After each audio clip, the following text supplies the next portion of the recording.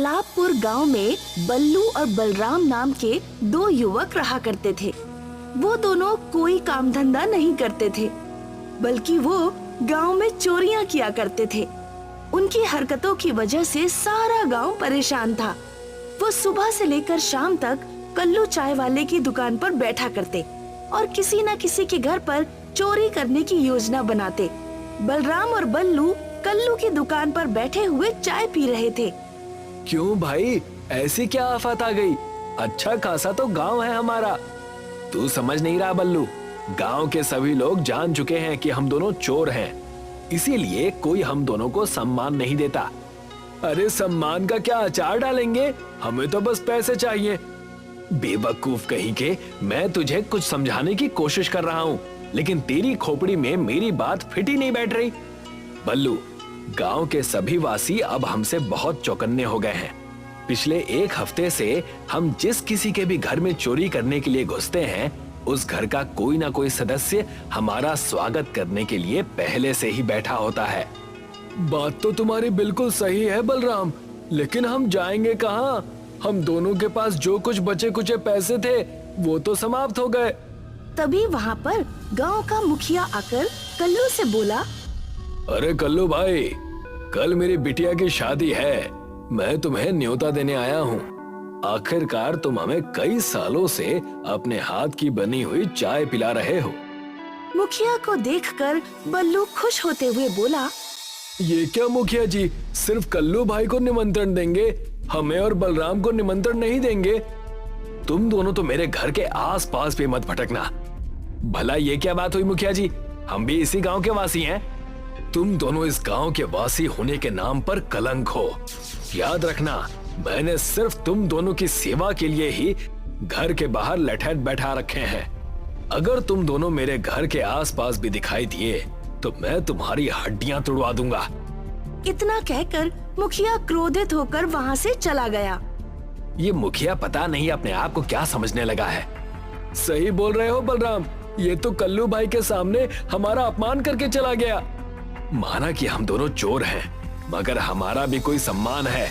चोर होने के साथ साथ हम इस गांव के वासी भी हैं। अगर ये मुखिया हमें निमंत्रण दे देता तो भला इसका क्या बिगड़ जाता?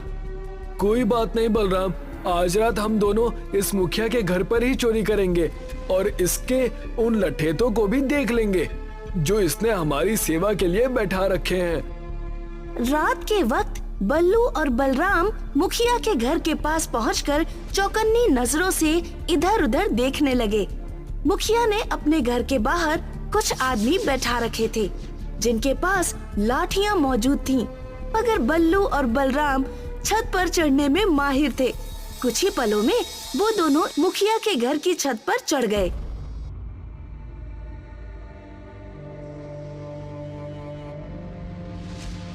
इसके पास तो बहुत अधिक धन है बल्लू, इन सारे सोने को तो बेचकर हम दोनों बहुत अमीर हो जाएंगे।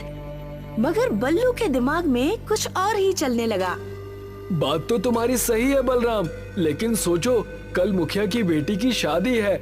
अगर हमने ये सारा सोना चुरा लिया तो उसकी बेटी की शादी रुक जाएगी। ये कैसी बातें करने लगा है तू? अचानक तेरे अंदर अच्छाई कैसे जाग गई? देख, हम दोनों चोर हैं बलराम, लेकिन पापी नहीं। ठीक है, लेकिन अब यहाँ आए हैं तो कुछ तो चुरा कर जाएंगे।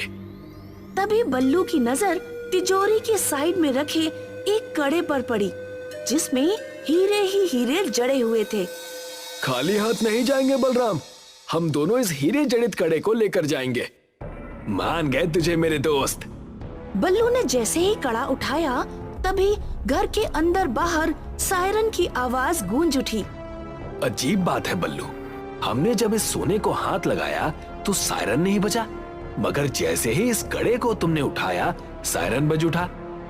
उससे भी ज्यादा अजीब बात यह है बलराम कि आखिर इस कड़े में ऐसी क्या बात है जिसके लिए मुखिया ने इतनी टाइट सिक्योरिटी रखी है? मुझे लगता है कि इसमें जड़े हुए हीरे बहुत ही कीमती होंगे।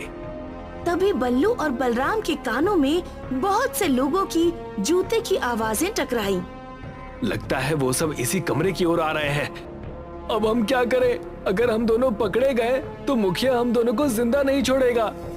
जो भी होगा देख लेंगे। इस कड़े को अपनी जेब में छुपा ले।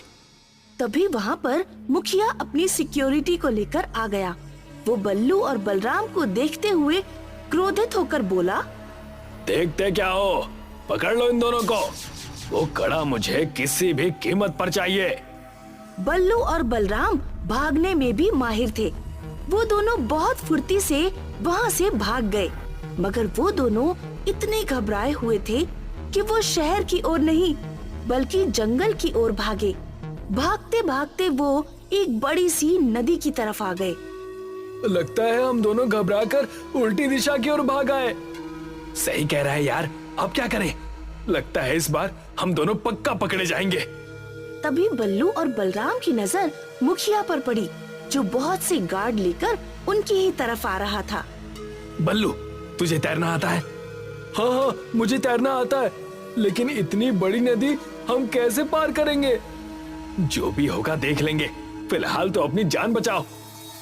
बल्लू और बलराम दोनों नदी में कूद गए, मगर नदी इतनी बड़ी थी कि वो दोनों तैरते तैरते थक गए, मगर नदी का किनारा आने का नाम ही नहीं ले रहा था।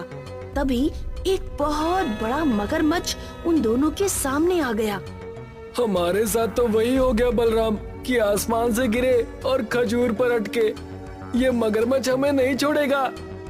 हिम्मत मत हार बल्लू, हमने बड़ी बड़ी मुसीबत का सामना मिलकर किया है। इस मगरमच्छ की क्या औकात है? पागल हो गया है क्या? इंसानों की बात अलग है, मगरमच्छ की बात अलग है। तुझे लगता है तो इस मगरमच्छ के एक दांत को भी तोड़ पाएगा? अरे ये हमें जिंदा चबा जाएगा। हम दोनों बीच नदी में फंसे हुए हैं, कुछ सोच। सब तेरी वजह से हुआ है बल्लू। अच्छे खासे हम दोनों उन आभूषणों को उठाकर फरार हो जाते और उन्हें बेच देते, लेकिन नहीं, तुम्हारे अंदर तो राजा हरिश्चंद्र सवार हो गए थे। अचानक तुम्हारे मन में गांव के प्रति और मुखिया की बेटी के प्रति इतना प्रेम बढ़ गया कि तुम्हें उनकी चिंता होने लगी। अब भुगतो। मुझे क्या पता था कि उस कड़े को उठाना हमारे लिए इतनी बड़ी मुसीबत का कारण बन जाएगा। तभी उस मगरमच्छ ने बलराम के ऊपर हमला बोल दिया। बलराम मगरमच्छ से बचने के लिए पानी के अंदर तेजी से तैरने लगा, लेकिन मगरमच्छ का एक पंजा बलराम के माथे पर लग चुका था। बलराम बेहोश होकर पानी की गहराइयों में चला गया। इधर बल्लू बलराम को पानी में तलाश कर रहा था कि तभी उसे मगरमच्छों का पूरा झुंड दिखाई दिया। बल्लू अपनी जान बचाने के लिए तेजी से नदी के किनारे पर जाने के लिए तैरने लगा। कुछ ही देर में बल्लू नदी के किनारे पर आंसू लिए खड़ा हुआ था। हम दोनों बिछड़ नहीं सकते दोस्त, मैं तुझे इस पानी में जरूर तलाश करूंगा। तुझे कुछ नहीं हो सकता। इधर बलराम को पानी के अंदर अचानक होश आ गया, मगर आसपास का मंजर देखकर उसकी हैरत की इंतहा नहीं रही। वो एक पानी के गांव में था, जहां बहुत से लोग उसे हैरत भरी नजरों